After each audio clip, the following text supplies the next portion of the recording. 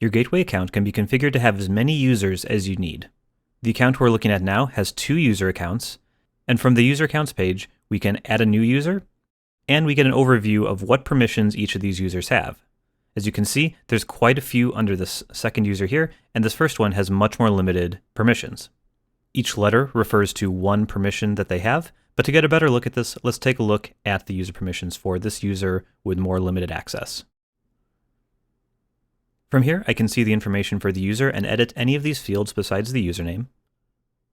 I can resend the user welcome email, so if this user forgets their password and needs to get back into their account, you will be able to click this, and that'll resend an email to their email address on file with a link that they can click to reset their password.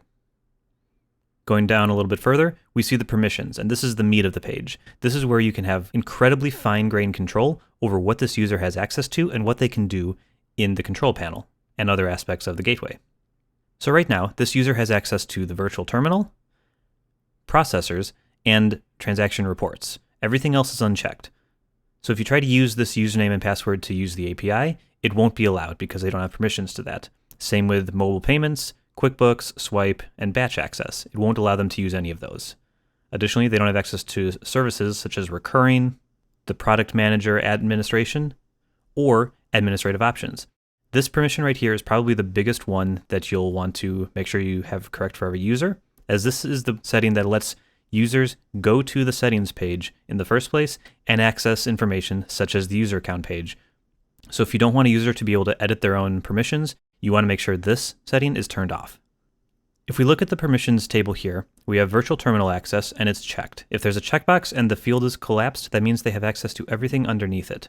So if I start expanding, I can see there's virtual terminal, credit card, and then I can choose which transaction types the user has permissions to. This is incredibly fine-grained control, and you may not need to go into every gritty detail here, but the option is here if you want this user to only be allowed in the virtual terminal to run sales, you can do that. And if I turn off electronic check as well, when this user signs in, they'll only be able to access the credit card menu and run sale transactions. The other ones won't be available to them. The same holds true for API access, where I can expand these and see which types of transactions I want this user account to be able to process API transactions with. I process as well. QuickBooks, Swipe, and Batch are similar. The processors will show any credit card or electronic check processors you have on your account. This account has 2 of each. If your account only has one payment processor, this won't show up. Every user will have access to that processor. Going down here, there's more features. You can turn those on or off. Like I said, the administrative options is the option that allows access to the settings menu and ability to change gateway settings. So you want to make sure only people who should be able to do that can do that. And going further down, you have notifications. So these are all email notifications, and you can choose which ones to receive. The primary user on the account has almost all of these turned on by default, with the exception of receive transaction receipts. This is an email notification that will send you an email, whatever email you have entered up here, whenever a transaction is approved. Some people like this, but if your transaction volume is very high, this may be more than you need. Other notable ones on here are upload summaries. So when you use the batch upload feature, if you want to receive an email that tells you a summary of what happened in the batch, you can turn that on.